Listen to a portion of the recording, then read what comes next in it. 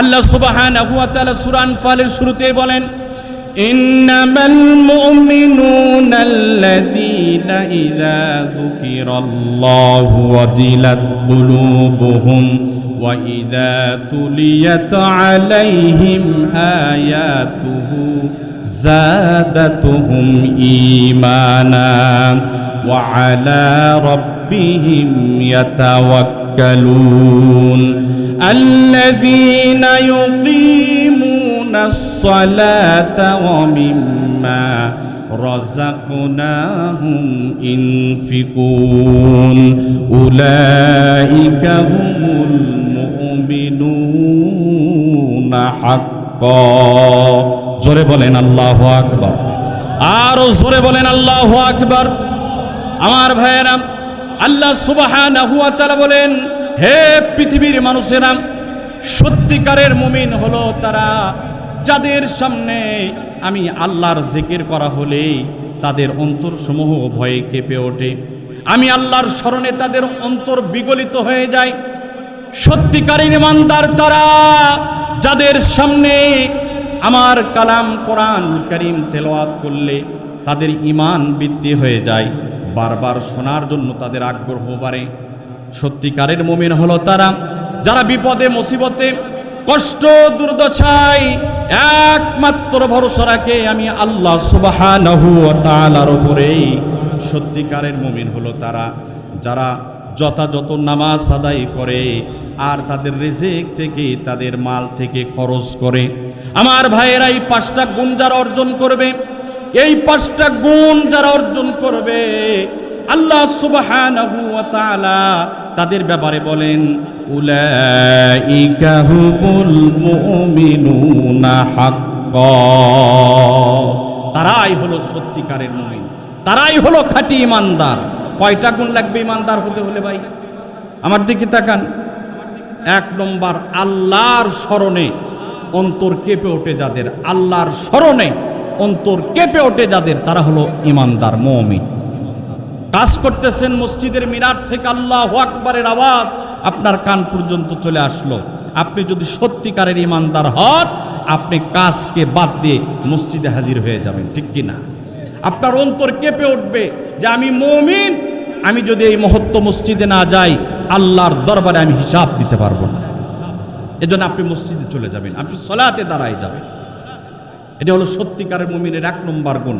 সত্যিকারের মুমিনের 2 নম্বর গুণ, কোরআন যত শুনবে তত মজা লাগবে। সুবহানাল্লাহ।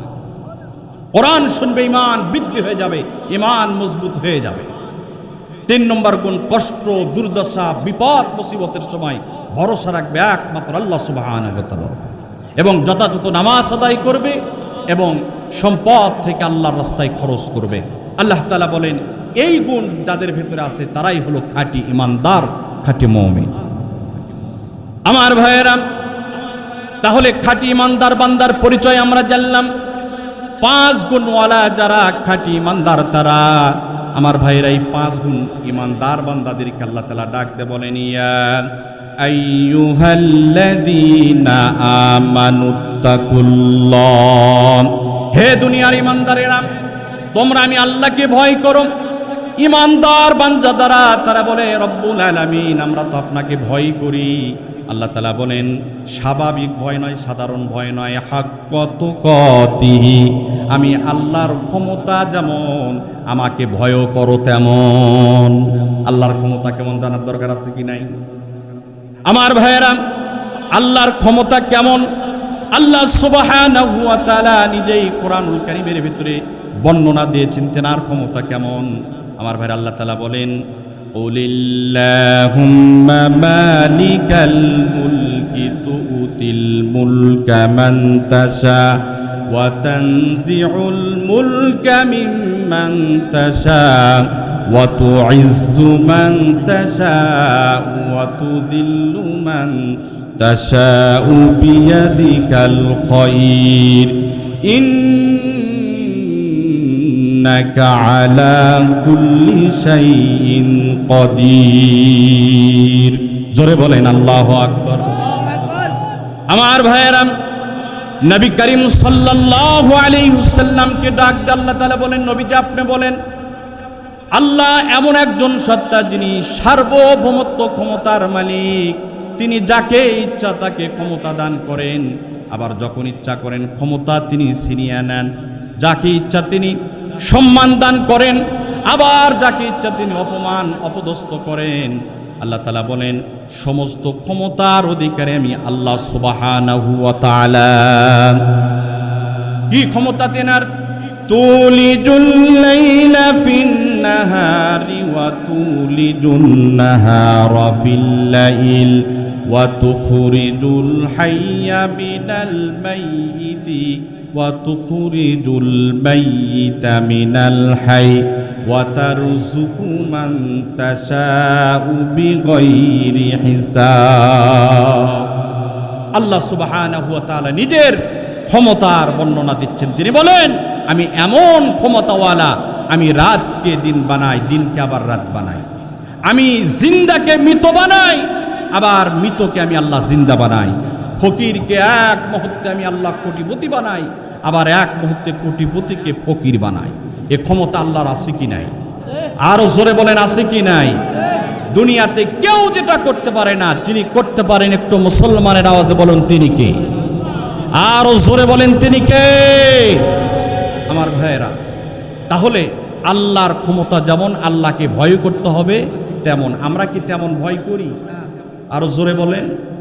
আমরা তেমন ভয় করি না। যদি আল্লাহর ক্ষমতা যেমন আল্লাহকে যদি তেমন ভয় করতাম, তাহলে আল্লাহর হুকুমের উল্টা আমরা চলতাম না। ঠিক কিনা জোরে বলেন? আল্লাহর সঙ্গে নাফরমানি করতাম না। আল্লাহর আইনকে বাদ দিয়ে মানুষের তৈরি করা আইনের পেছনে আমরা ছুটতাম না। কথা বলেন ঠিক কিনা? আমার ভাইয়ের, আমরা আল্লাহকে যদি ভয় করতাম, নামাজের মতো মহান ইবাদত আমরা ছাড়তাম না। ঠিক কিনা? মানুষের সম্পদ অন্যায়ভাবে দখল করতাম না, মানুষকে ঠকাতাম না, মানুষের উপরে জুলুম করতাম না। আওয়াজ করে বলুন কথা ঠিক না? আমাদের ভিতরে আল্লাহর ভয় না। অথচ সোনালী যুগের মানুষদের ইতিহাস পড়েন, যাদের কাছে সম্পদ, দুনিয়ার ধন ও দৌলত, দুনিয়ার টাকা পয়সা গাড়ি বাড়ি সব ছিল, রাষ্ট্র ক্ষমতা ছিল, দুনিয়ার সম্পদ রাষ্ট্র ক্ষমতা পাওয়ার আল্লাহর ভয় থেকে তাদেরকে দূরে রাখতে পারেন না। ঠিক কিনা? আমরা একটু টাকার কাছে আমরা হেরে যাই, টাকার কাছে আমাদের ঈমান আমরা বিক্রি করে ফেলে দেই। ঠিক কিনা জোরে বলেন? আরো জোরে বলেন কথা ঠিক না? ঠিক। আমরা আমাদের ঈমানকে টাকার কাছে বিক্রি করি, কিন্তু সত্যিকারের মুমিন যারা, তারা টাকার কাছে কখনো ঈমান বিক্রি করে না, জীবন দিয়েছে তারপরে ঈমান বিক্রি করে। একজন সাহাবীর কথা আপনাদেরকে শোনাবো। দুনিয়ার সম্পদ, দুনিয়ার সুখ শান্তি আরাম আয়েশের জীবনকে ত্যাগ করেছে শুধু আল্লাহর ভয়। বিলাসী জীবন ত্যাগ করেছে, দরিদ্রতা জীবন গ্রহণ করেছে। ক্ষমতা ছিল, পয়সা ছিল, শুধু আল্লাহর ভয়ে ক্ষমতার অপব্যবহার করে নাই, সম্পদগুলোর অপব্যবহার করে নাই। সাহাবীর নাম হযরত সাঈদ ইবনে আমির আল জুমাহি রাদিয়াল্লাহু তাআলা আনহু। জোরে বলেন আল্লাহু আকবার। আমার ভাইয়েরা,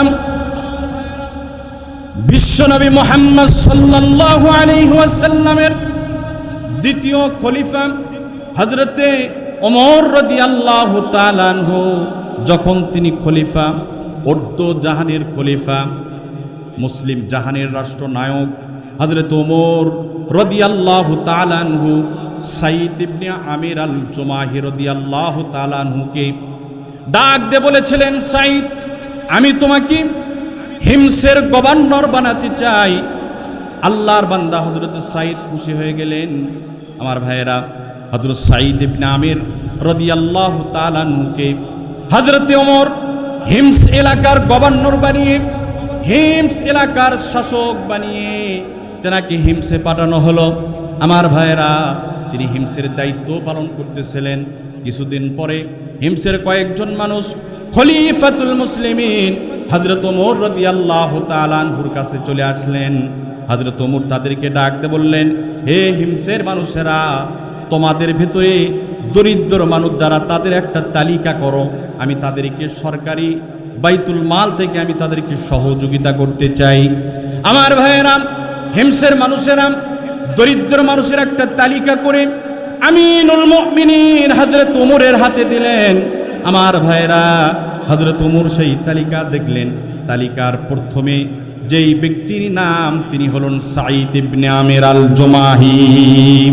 হযরত ওমর বললেন, হিমসের মানুষেরা রে, সাঈদ ইবনে আমির আল জুমাহির নাম আমি দেখতেছি নাকি?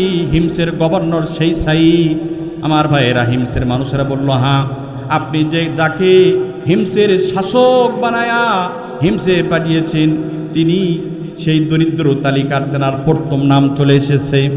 আমার ভাইয়েরা, হিমসের মানুষেরা বলে, হিমস শহরের ভিতরে সবচাইতে দরিদ্র মানুষ যারা, তাদের প্রথম সারিতে আমাদের শাসকের নাম, আমাদের শাসক সাঈদ ইবনে আমির আল জুমাহি, তিনি একজন গরিব মানুষ।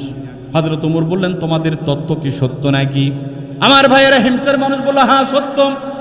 আমরা তো দেখেছি আমাদের শাসকের ঘরে একদিন নয়, 2 দিন নয়, লম্বা সময় ধরে রান্না করার মতো কোনো খাবার আমাদের শাসকের ঘরে থাকে না। অনাহারে আমাদের শাসক থাকে, দরিদ্রতা জীবন যাপন করে। আমার ভাইয়ের এই কথা শুনে হযরত ওমর 1000 স্বর্ণ মুদ্রা সাঈদ ইবনে আমিরকে হাদিয়ে দিলেন। হিমসের মানুষদেরকে ডাক দিয়ে বললেন, এই স্বর্ণ মুদ্রাগুলো আমার গভর্নর সাঈদ ইবনে আমিরকে তোমরা হাতে তুলে দেবে। আমার ভাইয়েরা, হিমসের মানুষেরা হিমসে ফিরে সাঈদ ইবনে আমির আল জুমাহি রাদিয়াল্লাহু তাআলা আনহুকে আমার ভাইরা 1000 মুদ্রা হাতে দিলেন আর বললেন, খলিফাতুল মুসলিমিন হযরত ওমর এই 1000 স্বর্ণ মুদ্রা আপনাকে হাদিয়া দিয়েছে। আমার ভাইরা, সাঈদ ইবনে আমির এই মুদ্রাগুলো হাতে নিয়ে তিনি কিন্তু খুশি হলেন না। তিনি পড়তে লাগলেন, ইন্না লিল্লাহি ওয়া ইন্না ইলাইহি রাজিউন। আমার ভাইরা, তিনি ইন্না লিল্লাহ পড়তে লাগলেন, পেরেশান হয়ে গেলেন, চিন্তিত হয়ে গেলেন। আমার ভাইরা, ওই স্বর্ণ মুদ্রাগুলো নিয়ে ঘরে গেলেন। সাঈদ ইবনে আমিরের স্ত্রী হযরত সাঈদকে ডাক দিলে, প্রিয়তমা স্বামী, আপনার চেহারার ভেতরে আপনি চিন্তিত ছাপ দেখতেছি, আপনি কেন চিন্তিত, কি হয়েছে? আমার ভাইরা, হযরত সাঈদ ইবনে আমির নিজের প্রিয়তমা স্ত্রীকে ডাক দিয়ে বলে, প্রিয়তমা স্ত্রী রে, আমার কাছে দুনিয়া এসেছে, খবর খারাপ হয়ে গেছে। আমার ভাইরা, তেনার স্ত্রী ডাক দিয়ে বলে, আমিনুল মুমিনিন হযরত ওমর কি মারা গিয়েছে নাকি? বলে, না, ওমর মারা যায় নাই, তার চাইতে বড় খবর খারাপ হয়েছে। বলে, কি হয়েছে? সাহাবা ইকরাম জিহাদের ময়দানে কি সবাই শাহাদত বরণ করেছে? বলে, না, তার চাইতে খারাপ সংবাদ। বলে, কি হয়েছে? আমার ভাইরা, সাঈদ ইবনে আমির বলে, আমার কাছে 1000 স্বর্ণ মুদ্রা এসেছে। আমি ভয় করতেছি এই স্বর্ণ মুদ্রার লোভ লালসা আমাকে আল্লাহর ভয় থেকে দূরে রাখবে। এই স্বর্ণের মুদ্রার লোভ লালসা আমি মনে করতেছি আমাকে আল্লাহর স্মরণ থেকে, আল্লাহর ভয় থেকে গাফেল করবে, উদাসীন। আমার ভাইরা, সাঈদ ইবনে আমিরের স্ত্রী, সাহাবীর স্ত্রী, তেনাও তো আল্লাহওয়ালা, বললেন, আপনার টেনশন করার কোনো কারণ নাই। যে সম্পদ আপনি ভয় করতেছেন, এই সম্পদগুলো হিমসের গরিব মানুষদের ভেতরে আপনি দান করে দেন। বলেন না সুবহানাল্লাহ। তারাও নেতা ছিল ভাই, তারাও শাসক ছিল, তাদের কাছে স্বর্ণ এসেছে, এই স্বর্ণ, এই সম্পদকে তারা মুসিবত মনে করছে। ঠিক কিনা জোরে বলে? আর আমার দেশের বেশিরভাগ নেতারা, আমার সোনার বাংলার বেশিরভাগ নেতারা কিভাবে দেশের জনগণের ট্যাক্সের টাকা মেরেকে আঙ্গুল ফুলিয়ে কলা গাছ হওয়া যাবে সেই চিন্তা করে। কথা বলেন ঠিক কিনা? আর জোরে বলেন ঠিক কিনা? কিভাবে দেশের টাকা চুরি করে বিদেশের মাটিতে পাচার করবে, এই চিন্তা গবেষণা নিয়ে সবসময় বসে থাকে। তারাও ছিল শাসক, তারা সম্পদকে মুসিবত মনে করেছে। আমার ভাইয়েরা, কিছুদিন পরে খলিফাতুল মুসলিমিন হযরত ওমর রাদিয়াল্লাহু তাআলা আনহু মদিনা থেকে হিমস শহরে ভ্রমণ করলেন। হিমস শহরে এসলেন। হিমসের সবচাইতে বড় যেই মসজিদ, কেন্দ্র মসজিদে আমার ভাইরা, হযরতে ওমর রাদিয়াল্লাহু তাআলা আনহু জুমার জামাতের ইমামতি করলেন। আগের জামানা যারা শাসক হতো তারা মসজিদেরও ইমাম হতো, যারা সমাজের ইমাম হতো তারা মসজিদের ইমাম হতো, মসজিদের ইমাম যারা হতো তারা সমাজেরও ইমাম হতো। আমাদের সমাজের ইমামগুলো মসজিদের মুয়াজ্জিন হওয়ার যোগ্যতা আছে, কিছু কিছু আছে, কিন্তু বেশিরভাগ নেতাদের এই যোগ্যতা নেই, ঠিক কিনা? আমার ভাইয়েরা, হযরত ওমর হিমসের কেন্দ্রীয় মসজিদে ইমামতি আদায় করলেন, ইমামতি করলেন, জুমার সালাত আদায় করলেন। সালাত আদায় করার পরে মুসল্লিদের দিকে মুখটা ঘুরায়া হিমসের মানুষদেরকে ডাক দিয়ে বললেন, হে হিমসের মানুষেরা, আমি তোমাদেরকে যেই শাসক দিয়েছি, গভর্নর বানিয়েছি সাঈদ ইবনে আমির আল জুমাহিকে, তার ব্যাপারে তোমাদের কোনো অভিযোগ আছে নাকি? জবাব দাও, জবাবদিহিতা। হযরত ওমরের এটা আদত ছিল, তিনি প্রতি সপ্তাহে জুমার সালাতের পরে মুসল্লিদের দিকে মুখ ঘুরায়া সারা সপ্তাহের আয় ব্যয়ের হিসাব সাধারণ জনগণদেরকে দিত। বলেন আল্লাহু আকবার। জনগণদের কাছে জবাব দিত, জবাবদিহিতা ছিল, যার কারণে সেই সমাজে সেই সময় দুর্নীতি ছিল না, চুরি ছিল না, ডাকাতি ছিল না, অর্থ পাচার ছিল না, ঠিক কিনা জোরে বলে? আজকে আমার দেশের সরকারি কর্মকর্তা, চাকুরিজীবী, আমলা, নেতা, তাদেরকে যদি জবাবদিহিতার আওতায় আনা হয়, আমি মনে করি 1 বছরের ভেতরে চুরি বন্ধ হয়ে যাবে। আরো জোরে বলেন কথা ঠিক না ব্যাঠি? কিন্তু আমাদের দেশের সরকারি কর্মকর্তা যারা, তাদের জবাবদিহিতা নেয়, ঠিক কিনা? হযরত ওমরের নিয়ম, তিনি সাধারণ জনগণদেরকে জবাব দিতেন, কি আয় করলাম আর কি ব্যয় করলাম। তার নিয়ম অনুযায়ী হিমসের কেন্দ্রীয় মসজিদে দাঁড়ায় বললেন, হে হিমসের মানুষেরা, এই যে আমি তোমাদেরকে যেই শাসক দিয়েছি, এই শাসকের ব্যাপারে তোমাদের কোনো অভিযোগ থাকলে বলো, এখনই বিচার করা হবে। জোরে বলেন না আল্লাহু আকবার। কি নিয়ম ছিল, ইসলামী নিয়ম কত সুন্দর। আমার ভাইয়েরা, হযরত ওমর যখন বললেন, হে হিমসের মানুষেরা, তোমাদের শাসকের বিরুদ্ধে তোমাদের যদি কোনো অভিযোগ থাকে তাহলে বলো। আমার ভাই এই কথা বলার পরে একজন দাঁড়ায় গেল, আমিনুল মুমিনিন, আমার একটা অভিযোগ আছে। আমার অভিযোগ হলো, আমরা যখন রাত্রে কোনো কাজে, কোনো দরকারে আমাদের শাসকের কাছে যাই, সাঈদ ইবনে আমির আল জুমাহির কাছে যাই সহযোগিতা নেওয়ার জন্য, তেনাকে ডাকি, কিন্তু আমাদের ডাকে তিনি রাত্রে সাড়া দেয় না। আমরা বারবার ডাকি কিন্তু তিনি গেট খোলে না। এটা আমার অভিযোগ।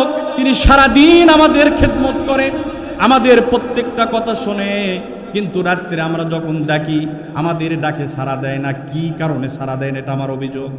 আমার ভাইয়ের এই অভিযোগ করার পরে হযরত ওমর সাঈদ ইবনে আমির আল জুমাহিকে ডাক দিয়ে বললেন, সাঈদ রে, এই অভিযোগের ব্যাপারে তোমার কোন কথা আছে, কি বক্তব্য, তুমি বক্তব্য দাও। আমার ভাইয়েরা, হযরত সাঈদ ইবনে আমির আল জুমাহি রাদিয়াল্লাহু তাআলা আনহু খলিফাতুল মুসলিমিন হযরত ওমরকে লক্ষ্য করে বললেন, আমিনুল মুমিনিন, আমি হিমসের গভর্নর হতে পারি, হিমসের শাসক হতে পারি, কিন্তু আমি হিমসের মানুষের জনগণের কল্যাণে কাজ করি। আমার মন চাই আমি আল্লাহর কদমে লম্বা সময় ধরে সিজদা দেই, লম্বা সময় ধরে আমি সালাত আদায় করি, কোরআন তিলাওয়াত করি, কিন্তু শাসক হওয়ার কারণে, এই হিমসের গভর্নর হওয়ার কারণে সারাদিন আমি জনগণের কল্যাণে কাজ করে আমি ব্যস্ত থাকি। আমি লম্বা সময় ধরে আল্লাহর কোরআন পড়তে পারি না, আমি নামাজ আদায় করতে পারি না, লম্বা সময় ধরে আমি আল্লাহর কদমে সিজদা দিতে পারি না। এই জন্য আমি সময়কে দুভাগ করে নিয়েছি। আমি দিনকে জনগণের কল্যাণে আমি বন্টন করে দিয়েছি, আর রাতকে আমি আল্লাহর গোলামির জন্য নিযুক্ত করে দিয়েছি। আমার ভাইয়েরা, হযরত সাঈদ ইবনে আমির আল জুমাহি রাদিয়াল্লাহু তাআলা আনহু এই জবাব যখন দিয়েছেন, জবাব দেওয়ার পরে যিনি অভিযোগ করেছেন মাথা নিচু হয়ে গিয়েছে। কার ব্যাপারে আমি অভিযোগ দিয়েছি? হযরত ওমরের চোখ দ্বারা ঝরঝর করে পানি বের হওয়া শুরু হয়ে গেল। আমার ভাইয়েরা, হিমসের মানুষদের লক্ষ্য করে হযরত ওমর আবার বললেন, ও হিমসের মানুষেরা, আর কোন অভিযোগ তোমাদের আছে নাকি? আরেকজন দাঁড়ায় গেলেন, দাঁড়ায় বললেন, আমিনুল মুমিনিন, আমার একটা অভিযোগ আছে। আমার অভিযোগটা হলো আমাদের শাসক, আমাদের গভর্নর প্রত্যেকটা দিন দেরি করে অফিসে হাজির হয়। এটা আমার অভিযোগ। আমার ভাইয়েরা, এই অভিযোগ করার পরে হযরত ওমর বললেন, সাঈদ তুমি এখন বলো। হযরত সাঈদ ইবনে আমের বললেন, ইয়া আমিনুল মুমিনিন, আমি একজন শাসক হওয়ার পরও আমি একজন গরিব মানুষ। আমার বাড়িতে কোনো চাকর নাই, কাজ করার মতো কোনো চাকর আমি নিতে পারি না। আমি অভাবী, নিজেই দরিদ্র মানুষ। আমার বাড়িতে ছোট্ট ছোট্ট বাচ্চা আছে। সকালবেলা আমার বাড়ির কাজগুলো আমার স্ত্রী শেষ করতে পারে না, আমার বাড়ির কাজগুলো আমার বিবি শেষ করতে পারে না। এই জন্য সকালে আমি আমার বিবির কাজে সহযোগিতা করি, এজন্য একটু দেরি হয়ে যায়, কিন্তু আমি যথাযথ সময় অফিসে হাজির হই। আমার ভাইয়ের এই জবাব যখন দিয়েছে, অভিযোগ যিনি করেছেন তার মাথা নিচু হয়েছে। একজন বিশাল এলাকার বড় একজন শাসক হওয়ার পরও তার বাড়িতে কোনো চাকর নাই। আজকে আমরা দেখতে পারি আমাদের এই যুগের ছোট্ট একটা নেতা হলো, তার বাড়িতে চাকর আছে কি নাই? কথা বলেন না কেন? আমার ভাইয়েরা, হযরত সাঈদ ইবনে আমির রাদিয়াল্লাহু তাআলা আনহু, তিনি বিশাল বড় এলাকার শাসক হওয়ার পরও এমন জীবনযাপন করতেন, দরিদ্রতা জীবনযাপন গ্রহণ করেছিলেন। তেনার বাড়িতে কোনো চাকর ছিল না। আমার ভাইয়েরা, এই জবাব দেওয়ার পরে অভিযোগ তিনি করলেন, তেনার মাথা নিচু হয়ে গেল। আমার ভাইয়ের এরপরে হযরত ওমর হিমসের মানুষদেরকে লক্ষ্য করে আবার বললেন, আর কারো কোনো অভিযোগ আছে নাকি? আমার ভাইরা আরেকজন দাঁড়ায় বলল, আমিনুল মুমিনিন, আমার একটা অভিযোগ আছে। আমার অভিযোগটা হলো, আমাদের শাসক, আমাদের গভর্নর সারা সপ্তাহ অফিস করে, কিন্তু একদিন গ্যাপ দেয়, অফিসে যায় না। এটা আমার অভিযোগ। আমার ভাইরা, এই অভিযোগ করার পরে হযরত ওমর সাঈদ ইবনে আমির আল জুমাহিকে ডাক দিয়ে বলে, সারা সপ্তাহে তুমি অফিসে যাও, একদিন কেন গ্যাপ দাও? আমার ভাইয়েরা, হযরত সাঈদ ইবনে আমির এবার দাঁড়ায় বলে, আমিনুল মুমিনিন, আমার শরীরে যেই আপনি পোশাক দেখতেছেন, এটা অত্যন্ত মোটা একটা পোশাক। আমি আল্লাহর কসম করে বলি, আমার এই পোশাক ব্যতীত আমি সাঈদের আর কোনো পোশাক নাই। এই পোশাক সারা সপ্তাহে পোশাক পরে আমি অফিস করি। আমি জনগণের কল্যাণে এলাকার এক প্রান্ত থেকে আরেক প্রান্ত ছুটে চলি। এই পোশাকটা ময়লাযুক্ত হয়ে যায়, সপ্তাহে একদিন এই পোশাকটা আমি পরিষ্কার করি। আর এই পোশাকটা মোটা হওয়ার কারণে এই পোশাকটা শুকায় না, দেরি হয়ে যায়। এই জন্য সপ্তাহে একদিন আমি অফিসটা ফাঁকি দেই, আমি ছুটি খাই। আমার ভাইরা, এই জবাব দেওয়ার পরে অভিযোগ যিনি করেছেন তেনার মাথাও নিচু হয়ে গেল। আমিনুল মুমিনিন হযরত ওমর এবার হিমসের মানুষদেরকে ডাকতে বলে, আর কোন অভিযোগ তোমাদের আছে নাকি? আমার ভাইরা এবার আরেকজন দাঁড়ায় বলল, আমার একটা অভিযোগ আছে। আমার অভিযোগ হলো, আমাদের শাসক, আমাদের গভর্নর যখন আমাদের কল্যাণে কাজ করে, অফিস করে, সরকারি দপ্তরে যখন অবস্থান করে, আমরা লক্ষ্য করি তিনি মাঝে মাঝে বেহুঁশ হয়ে জমিনে পড়ে যায়। মাঝে মাঝে তিনি বেহুঁশ হয়ে জমিনে পড়ে যায় আর ছটফট করতে থাকে, যার কারণে আমাদের সমস্যা হয়ে যায়, অফিস চালানোর সমস্যা হয়ে যায়, জনগণের সমস্যা হয়ে যায়। এটা আমার অভিযোগ, তিনি কেন এরকম করে? আমার ভাইয়েরা, হযরত ওমর সাঈদ ইবনে আমিরকে ডাকতে বলে, সাঈদ রে, তোমার এমন রোগ হয়েছে, তুমি কেন চিকিৎসা করো না? কি সমস্যা তোমার? আমার ভাইয়েরা, হযরত সাঈদ ইবনে আমির হযরত ওমরকে ডাকতে বলে, আমিনুল মুমিনিন, আমি আল্লাহর কসম করে বলি, আমার কোনো রোগ হয় নাই, আমার কোনো রোগ হয় নাই। আমি যখন বিশ্বনবীর একজন সাহাবী, নাম তার খুবাইব রাদিয়াল্লাহু তাআলা আনহু, তেনাকে আমার চোখের সামনে শহীদ করা হয়েছিল। তেনার শহীদের সেই দৃশ্য যখন আমি মনে করি, আমি সাঈদ আমাকে আর কন্ট্রোল করতে পারি না, আমি বেহুঁশ হয়ে জমিনে পড়ে যাই। আমার চোখের সামনে বিশ্বনবীর একজন সাহাবী হযরত খুবাইব রাদিয়াল্লাহু তাআলা আনহুকে শহীদ করা হয়েছে। এমন ভাবে শহীদ করা হয়েছিল, এটা যখন আমি মনে করি তখন আমি আমাকে কন্ট্রোল করতে পারি না, আমি কন্ট্রোল করতে পারি না। হযরত ওমর রাদিয়াল্লাহু তাআলা আনহু বললেন, সাঈদ এমন কিভাবে তেনাকে শহীদ করা হয়েছে এই কথা আমরাও শুনতে চাই, আপনারাও শুনতে চান। মন খারাপ করতেছেন আমার উপরে? সময় আছে আমার আর? শুনতে চান? দুহাত উঁচু করেন, নারায়ে তাকবীর, নারায়ে তাকবীর। আল কোরআনের আলো, কোরআন সুন্নাহ যেখানে, আলেম ওলামা যেখানে, নারায়ে তাকবীর। অনেকের ভিতরে একটু ঘুম ঘুম ভাব আসতেছে, ঠিক কিনা? একটু চালু করে নিলাম। হযরত ওমর রাদিয়াল্লাহু তাআলা আনহু তিনি বলেন, আমিও শুনতে চাই, একটু বলেন। হিমসের গভর্নর সাঈদ ইবনে আমির আল জুমাহি রাদিয়াল্লাহু তাআলা আনহু খলিফাতুল মুসলিমিন হযরত ওমর রাদিয়াল্লাহু তাআলা আনহুকে ডাক দে বলে, আমিনুল মুমিনিন, আমি যখন মক্কাতে ছিলাম, ইসলাম গ্রহণ করার পূর্বে আমি যখন মক্কাতে ছিলাম, মক্কার মানুষেরা বিশ্বনবীর সাহাবী হযরত খুবাইব রাদিয়াল্লাহু তাআলা আনহুকে গ্রেফতার করে মক্কাতে এনেছিল। মক্কাতে আনার পরে মক্কা শহরের ভিতরে ঘোষণা করা হয়েছিল, হে মক্কার মানুষেরা, তোমরা কে কোথায় আছো? মুহাম্মাদের একজন শিষ্যকে আমরা ধরেছি, আমরা তাকে হত্যা করব। তোমরা যদি এই হত্যার দৃশ্য দেখতে চাও তাহলে তানঈম নামক এক জায়গায় তোমরা হাজির হয়ে যাও। আমার ভাইয়েরা, ঘোষণা করার পরে অল্প সময়ের ভিতরে আমার ভাইয়েরা, মক্কার মানুষেরা সেই জায়গার ভিতরে উপস্থিত হয়ে গেল। আমার ভাইয়েরা, সমস্ত মানুষ বলতে লাগলো, মুহাম্মাদের শিষ্যকে তাড়াতাড়ি হত্যা করো, তাড়াতাড়ি হত্যা করো। আমার ভাইয়েরা, খুবাইব রাদিয়াল্লাহু তাআলা আনহুকে ডাক দিয়ে বলা হলো, খুবাইব রে, আমরা তোমাকে এখন হত্যা করব। এই হত্যা করার আগে তোমার কোনো চাওয়া আছে নাকি? মৃত্যুর আগে যদি তুমি আমাদের থেকে কিছু চাও, আমরা পূরণ করব। হযরতে খুবাইব তখন বলল, হে মক্কার মানুষেরা, মৃত্যুর আগে আমার অন্য কোনো চাওয়া নাই, আমার একটা চাওয়া আছে। আমার আল্লাহর কদমে যদি আমাকে সিজদা দেওয়ার সুযোগ দাও, আমি জনমের মতো আল্লাহর কদমে একটাবার সিজদা দিতাম। আমার ভাইয়েরা, হযরতে খুবাইবকে দুরকাত নামাজ পড়ার সুযোগ দেওয়া হলো।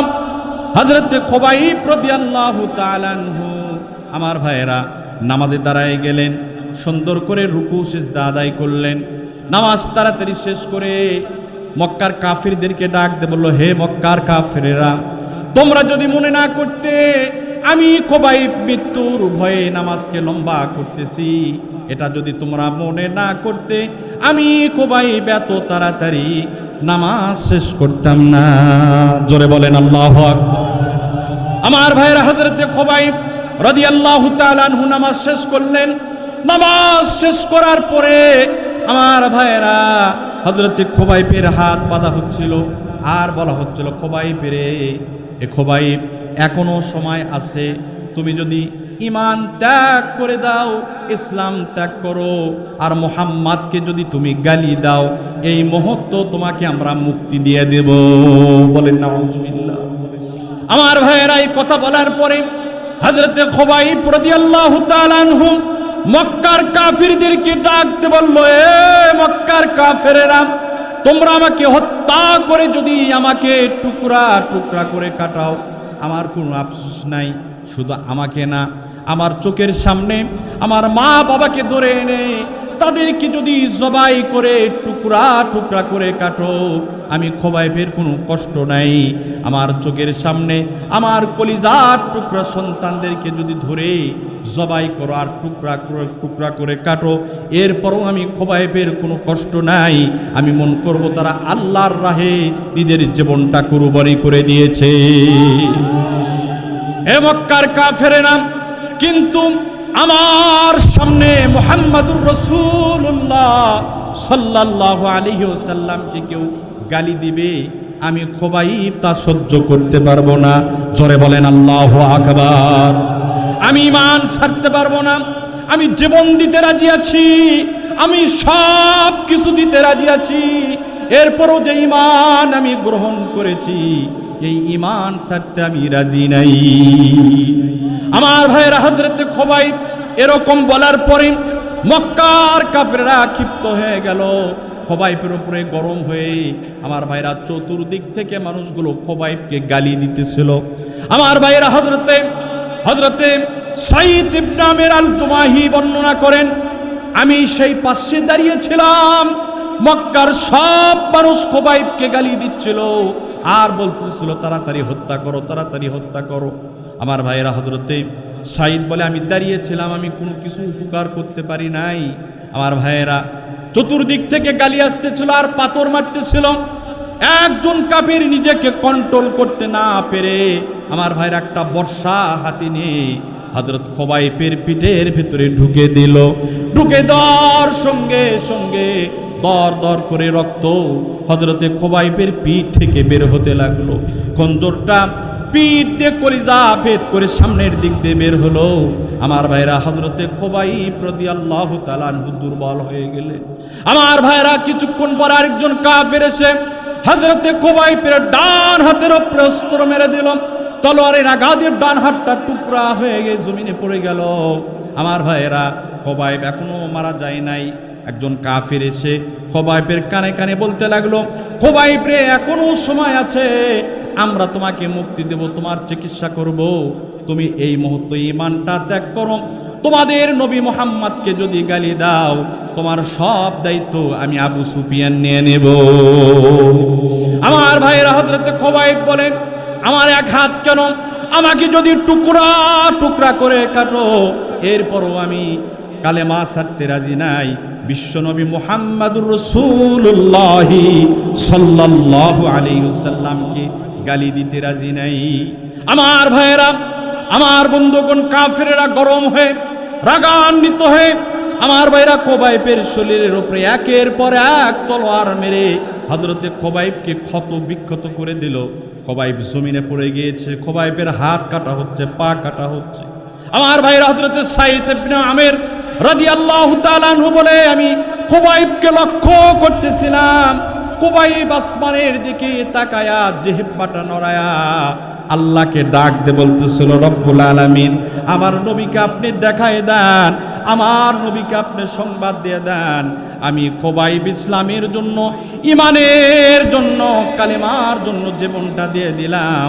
কিয়ামতের ময়দানে বিশ্ব নবীর সামনে দাঁড়ায়া যেন আমি বলতে পারি, ইয়া রাসূলুল্লাহ, ঈমান সারি নাই, কালেমা সারি নাই, জীবন দিয়েছি তারপরও ইসলাম সারি নাই। আমার ভাইরা, হযরতে খুবাইবকে শহীদ করা হলো। হযরতে সাঈদ ইবনে আমির আল জুবাহি রাদিয়াল্লাহু তাআলা আনহু বলে, আমার চোখের সামনে খুবাইব রাদিয়াল্লাহু তাআলা আনহুকে টুকরা টুকরা করে কাটা হলো। আমি কোনো সহযোগিতা করতে পারলাম না, খুবাইবকে আমি বাঁচাতে পারলাম না। এই দৃশ্য যখন আমার মনে হয়, আমি আমাকে কন্ট্রোল করতে পারি না, আমি সঙ্গে সঙ্গে বেহুশ হয়ে জমিনে পড়ে যাই। আমার ভাইয়েরা, আমার বন্ধুগণ, এই জবাব যখন হযরতে সাঈদ ইবনে আমির আল জুমাহি রাদিয়াল্লাহু তাআলা আনহু দিয়েছেন, অভিযোগ তিনি করেছেন, তার মাথা নিচু হয়েছে। হযরতে ওমর হিমসের গভর্নর হযরতে সাঈদ ইবনে আমির আল জুমাহিকে বুকের ভিতরে জড়ায় নিয়ে বলে, হে হিমসের মানুষেরা, আমি তোমাদেরকে অযোগ্য কোনো শাসক দেই নাই। এই যুগের শ্রেষ্ঠ শাসক হযরত সাঈদ ইবনে আমির। জোরে বলেন আল্লাহু আকবার, আর জোরে বলেন আল্লাহু আকবার। হযরত সাঈদ ইবনে আমির আল জুমাহি রাদিয়াল্লাহু তাআলা আনহু, তেনার সামনে তিনি একটা বিশাল এলাকার শাসক, বিশাল এলাকার শাসক। তার সম্পদের অভাব ছিল না, কিন্তু এই সম্পদ অন্যায়ভাবে দখল করে নাই, বিলাসী জীবন গ্রহণ করে নাই। পাওয়ার ছিল, রাষ্ট্র ক্ষমতা ছিল, রাষ্ট্র ক্ষমতার অপব্যবহার করে নাই, মানুষের উপরে জুলুম করে নাই, শুধুমাত্র আল্লাহর ভয়ে। কার ভয়ে? আজকে আমাদের নেতা থেকে শুরু করে না, আমাদের প্রত্যেকের ভেতরে যদি আল্লাহর ভয় পরিপূর্ণ থাকতো। আল্লাহ যেমন আমরা ভয় যদি করতাম তেমন, তাহলে আমরা নামাজ ছাড়তাম না, আমরা রোজা ছাড়তাম না, আমরা মানুষকে ঠকাতাম না, মানুষের উপরে জুলুম করতাম না, আল্লাহর হুকুমের উল্টা চলতাম না, আল্লাহর হুকুমের বিরুদ্ধে আচরণ করতাম না। কথা বলেন ঠিক কিনা? সম্মানিত ভাইয়েরা আমার, ইমানদার বান্দাদেরকে ডাক দিয়ে আল্লাহ কয়টা হুকুম করেছেন ভুলে গেছেন আপনারা? 5টা কেন, 2টা। ইমানদার বান্দার গুণ 5টা, কিন্তু ইমানদার বান্দাদেরকে ডাক দিয়ে হুকুম করছেন কয়টা? আল্লাহ রাব্বুল আলামিন বলেন, ইয়া আইয়ুহাল্লাযীনা আমানুত্তাকুল্লাহা হাক্কা তুকাতিহি ওয়া লা তামুতুন্না ইল্লা ওয়া আনতুম মুসলিমুন। জোরে বলেন আল্লাহু আকবার। আল্লাহ সুবহানাহু ওয়া তাআলা বলেন, হে পৃথিবীর ইমানদারগণ। ইমানদার কারা? 5 গুণওয়ালা যারা, মনে থাকবে আপনাদের। হে পৃথিবীর ইমানদারগণ, তোমাদের 1 নম্বর হুকুম তোমাদেরকে করছি, 1 নম্বর আদেশ, তোমরা আমি আল্লাহকে ভয় করো। কেমন ভয়? হাক্কা তুকাতি, আমি আল্লাহর ক্ষমতা যেমন আমাকে ভয় করো তেমন। 2 নম্বর, ওয়ালা তামুতুন্না ইল্লা ওয়া আনতুম মুসলিমুন। জোরে বলেন আল্লাহু আকবার। আল্লাহ সুবহানাহু ওয়া তাআলা বলেন, হে পৃথিবীর মানুষেরা, হে ইমানদার বান্দাগণ, তোমরা মুসলমান না হওয়া পর্যন্ত মৃত্যুবরণ করো না। মুসলমান না হয়ে যদি তোমরা মৃত্যুবরণ করো, তোমাদেরকে কবরে রাখতে দেরি হবে, কবরটা বিপদের জায়গা হতে দেরি হবে না।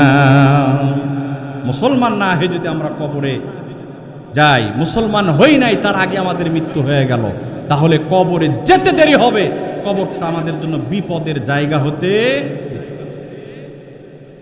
আমার ভাইয়েরা, মুসলমানিত্ব না নিয়ে যদি কবরে যাই, কবরে যাওয়ার পরে আমাদেরকে আবার জীবিত করা হবে, জীবিত করে জিজ্ঞাসা করা হবে, মান রব্বুকা ওমা দীনুকা ওমান নাবিয়ুকা, এই প্রশ্নগুলো করা হবে।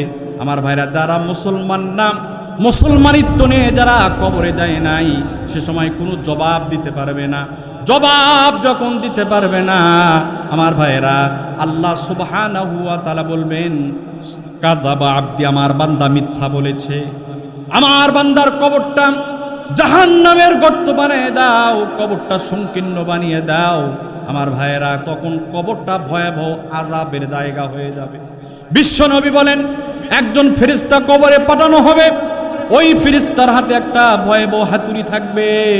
আল্লাহর পয়গম্বর বলেন, ওই হাতুড়ি এমন ভয়াবহ হবে, ওই হাতুড়ি দ্বারা যদি উহুদ পাহাড়ের উপরে আঘাত করা হতো, মুহূর্তের ভিতরে উহুদ পাহাড় ভেঙ্গে টুকরা টুকরা হয়ে যেত।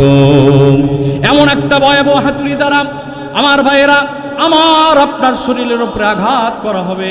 আমার ভাই, ওই আযাব সহ্য করার মতো ক্ষমতা কিন্তু আমাদের নাই। এজন্য বিশ্বনবী বলেছেন, ইস্তাঈনু বিল্লাহ মিন আযাবিল কুবুর। হে দুনিয়ার মানুষেরা, তোমরা কবরের কঠিন আযাব থেকে আল্লাহর কাছে সাহায্য চাও, কারণ কবরের আযাব সহ্য করার মতো ক্ষমতা তোমাদের নাই। কবরের আযাব সহ্য করার মতো ক্ষমতা তোমাদের নাই। এজন্য ভাইয়েরা আমার, মুসলমান হয়ে আমাদের কবরে যেতে হবে।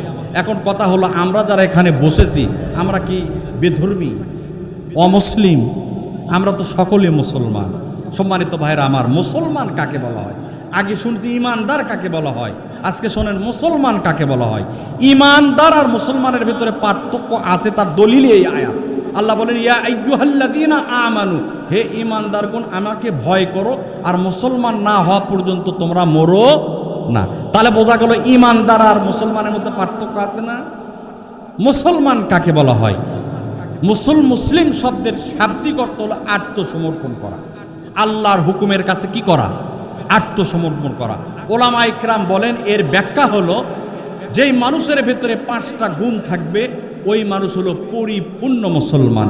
জোরে বলেন আল্লাহু আকবার। কয়টা গুণ? আরো জোরে। 5টা গুণ। 5টা গুণ যাদের ভেতরে থাকবে, ওই মানুষগুলো পরিপূর্ণ মুসলমান। 1 নম্বর গুণ, যেহেতু সময় সংক্ষিপ্ত, আমি সংক্ষিপ্ত আপনার বলি। 1 নম্বর গুণ আকাঈদ, 2 নম্বর ইবাদত, 3 নম্বর মুআমালাত, 4 নম্বর মুআশারাত, 5 নম্বর আখলাক। অনেকে বলতেছেন হুজুর এইগুলো কি বলে, এগুলো তো জীবনেও শুনি নাই, ঠিক কি না? যারা স্কুল কলেজে পড়েছে অথবা স্কুল কলেজের বারান্দাতেও যারা যায় নাই, এই শব্দগুলোর সাথে তাদের কোনো পরিচয় নাই। এই শব্দগুলো বুঝেছে তারা, মাদ্রাসায় পড়েছে যারা, ঠিক কি না? আকাঈদ কাকে বলা হয়, ইবাদত কাকে বলা হয়, মুআমালাত কাকে বলা হয়, মুআশারাত কাকে বলা হয়, আখলাক কাকে বলা হয়, এইগুলো কোনো কলেজে শেখানো হয়? কলেজে শেখানো হয় না, বিশ্ববিদ্যালয়ে শেখানো হয় না। এগুলো শেখানো হয় এই বর্ষণ হাফিজিয়া মাদ্রাসায়, এগুলো শেখানো হয় যে কালিস মাদ্রাসায়, এগুলো শেখানো হয় আতাইল ফাজিল মাদ্রাসায়, এগুলো হাই স্কুলে শেখানো হয় না। এজন্য আমরা বুঝি না।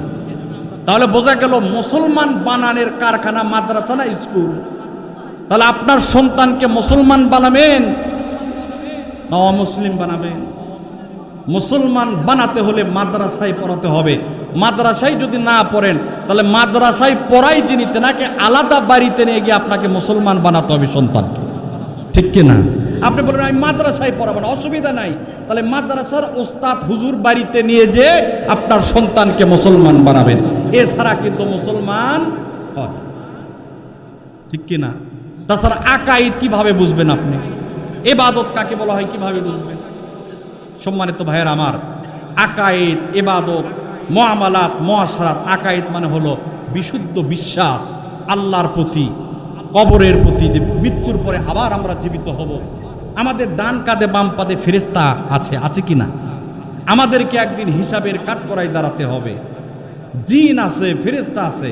এগুলো আল্লাহ কোরআনের মাধ্যমে আমাদের পর্যন্ত যতটুকু পৌঁছাইছেন, এই সবগুলোকে বিশুদ্ধভাবে বিশ্বাস করার নাম হলো আকাঈদ। এগুলো মাদ্রাসায় শেখানো হয়। ইবাদত, ইবাদত কাকে বলা হয়? যেই গোলামি আল্লাহর জন্য করা হয় নবীর তরিকায়, সেটা হলো ইবাদত। মুআমালাত, পরস্পরের লেনদেনকে বলা হয় মুআমালাত।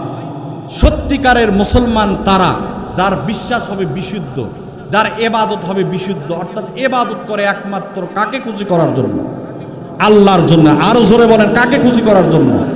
আমাদের সমাজে অনেক মানুষ আছে দেখবেন ফজর পড়ে না, জোহর পড়ে না, আসর পড়ে না, মাগরিব এশা পড়ে না, কিন্তু জুমার দিন মসজিদে যায়। আসলে কার জন্য মসজিদে যায়? ইবাদতের জন্য না মানুষকে দেখানোর জন্য? অথচ ইবাদতের সংজ্ঞাই হলো আল্লাহকে খুশি করার জন্য গোলামি করা। সম্মানিত ভাইয়েরা আমার, আমি সংক্ষিপ্ত বলেছি। মুআমালাত, পরস্পরের লেনদেন সহি হওয়া। আপনি বললেন ভাই আমাকে 10,000 টাকা করজ দেন, কর্জে হাসানা দেন, আপনি দিলেন, আমি আপনার থেকে চেলাম, আপনি দিলেন 10,000 টাকা, বললাম 1 তারিখে দেব, কিন্তু 1 তারিখে আমার খবর নাই, 1 তারিখ 14টা বার হয়ে গেল, আপনার সঙ্গে আমি আর দেখা করি না। তাহলে মুআমালাত, লেনদেন ঠিক থাকলো? লেনদেন যদি ঠিক না থাকে, আপনি যত বড়ই জুব্বা পরেন, যত সুন্দরী টুপি পরেন, আপনি পাক্কা মুসলমান হতে পারেন? আপনার বিশ্বাস যেমন সহি থাকতে হবে, ইবাদত যেমন বিশুদ্ধ হতে হবে, পরস্পরের লেনদেনটা বিশুদ্ধ হতে হবে। 4 নম্বর মুআশারাত, আত্মীয় স্বজন প্রতিবেশীর সঙ্গে সম্পর্ক ভালো রাখা। আমাদের ভিতরে অনেক ভাই আমরা আছি, নিজের বোনের সঙ্গে ভালো সম্পর্ক নাই, জমি কম দিয়েছি, হক নষ্ট করেছি, এমন পার্টি আমাদের এই সমাজে আছে কি নাই? আপনারা কথা বলেন না কেন? নিজের আত্মীয়র সঙ্গে সম্পর্ক ভালো নাই, আত্মীয় সম্পর্ক বিচ্ছিন্ন হয়ে গিয়েছে। অথচ খাঁটি মুসলমান তারা যার আত্মীয় ঠিক রাখবে যারা। এরপরে আখলাক, চরিত্র একবারে সুন্দর, বলছি সুন্দরভাবে যারা উত্তম চরিত্র গঠন করবে, তাদের চরিত্র মুহাম্মদ সাল্লাল্লাহু আলাইহি সাল্লামের সাহাবীর মতো হবে, তারাই খাঁটি মুসলমান। তাহলে মুসলমান হতে হলে কয়টা গুণ লাগবে? 5টা গুণ। এই সবগুলো যেই কিতাবের ভেতরে আছে সেই কিতাবের নাম কি? এজন্য কোরআন যদি আপনি পড়েন, কোরআন বোঝেন, কোরআন যদি মানেন, তাহলে এই 5টাও মানা হয়ে যাবে, আপনি খাঁটি মুসলমান হবেন। কিন্তু কষ্ট আর দুঃখ আর পরিতাপের বিষয় হলো আমরা সব পড়ি, সব জানি, সব জায়গায় সময় দিই, আল্লাহর কোরআনেরকে আমরা সময় দেই না। নিজেও পড়ি না, নিজের সন্তানদেরকে এই মাদ্রাসাগুলোতে পড়াই না। নিজে কোরআন পড়ার দরকার আছে কি নাই? কোরআন বোঝার দরকার আছে কি নাই? কোরআন মানার দরকার আছে কি নাই?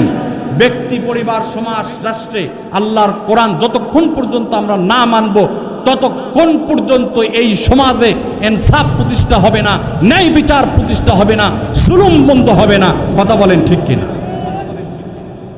আমার ভাইয়েরা, যারা কোরআন পড়বে, কোরআন বুঝবে, কোরআন অনুযায়ী আমল করবে, ব্যক্তি, পরিবার, সমাজ, রাষ্ট্র জীবনে কোরআন মানবে, ওই সকল মানুষদেরকে ব্যক্তি জীবন, পারিবারিক জীবন, সামাজিক জীবন, রাষ্ট্রীয় জীবন কোরআন আলোকিত করে দেবেন।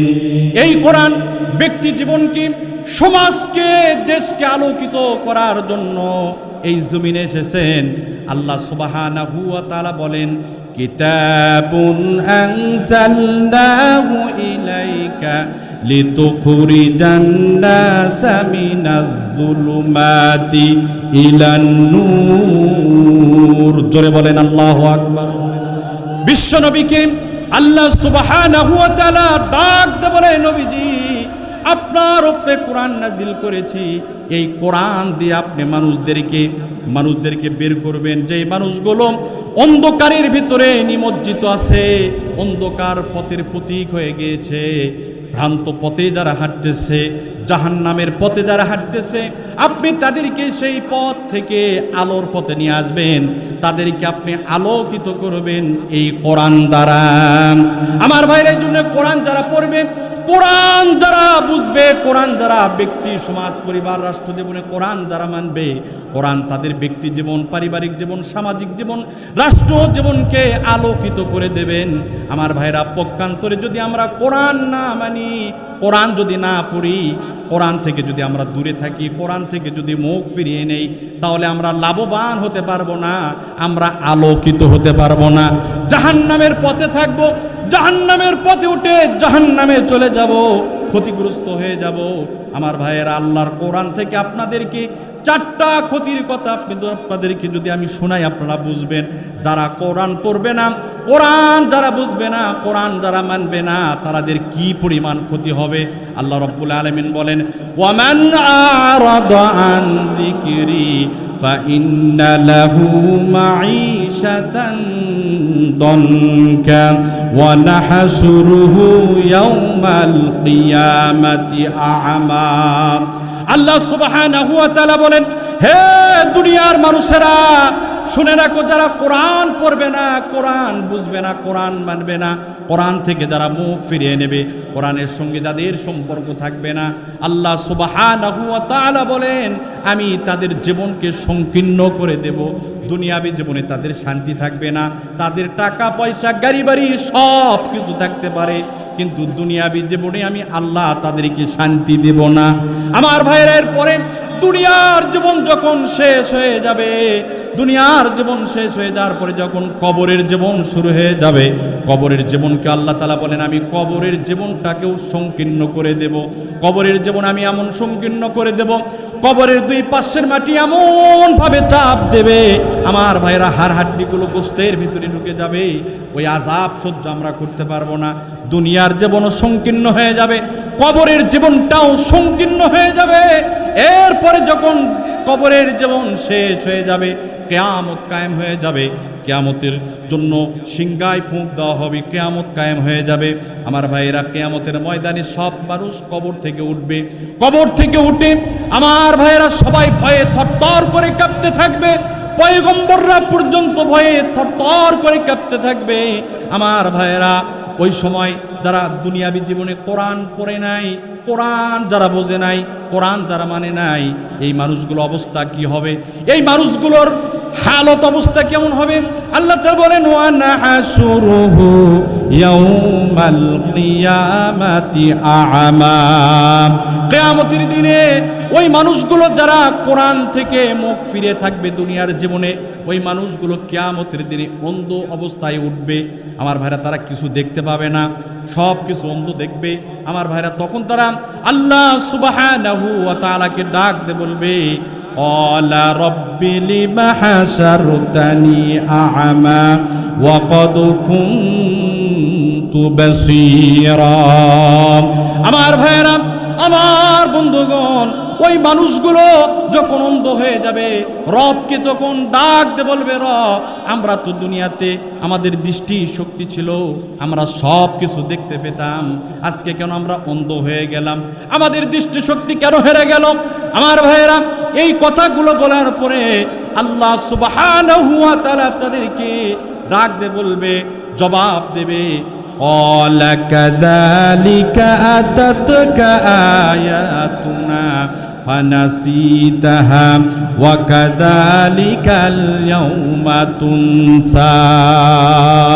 আমার ভাইয়েরা, কিয়ামতের দিনে আল্লাহ সুবহানাহু ওয়া তাআলা ওই মানুষদেরকে ডাক দে বলবে, বান্দারে তোমাদের নাজাতের জন্য, তোমাদের হেদায়েতের জন্য, তোমাদেরকে সঠিক পথ দেখানোর জন্য পথ প্রদর্শক হিসেবে মহাগ্রন্থ, সর্বযুগের সর্বশ্রেষ্ঠ কোরআন আমি আল্লাহ জমিনে পাঠিয়েছিলাম।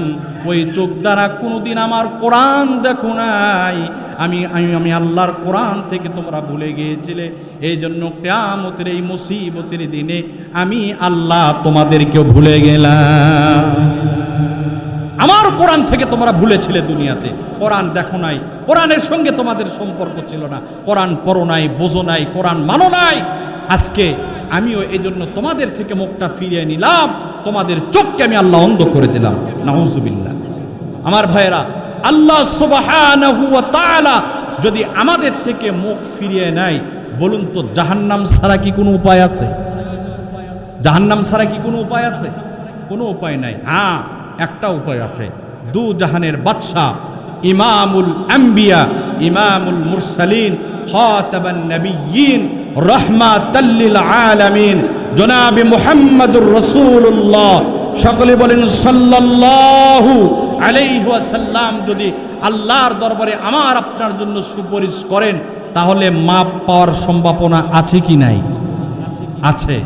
কিন্তু বড় আফসোস, যারা দুনিয়াবি জীবনে কোরআন পড়বে না, কোরআন বুঝবে না, কোরআন মানবে না, কোরআনের সঙ্গে সম্পর্ক রাখবে না, কিয়ামতের ময়দানে বিশ্বনবী মুহাম্মদ সাল্লাল্লাহু আলাইহি সাল্লামও তাদের থেকে মুখ ফিরিয়ে নেবে, উল্টা আল্লাহর দরবারে অভিযোগ দায়ের করবে। বলেন নাউজুবিল্লাহ।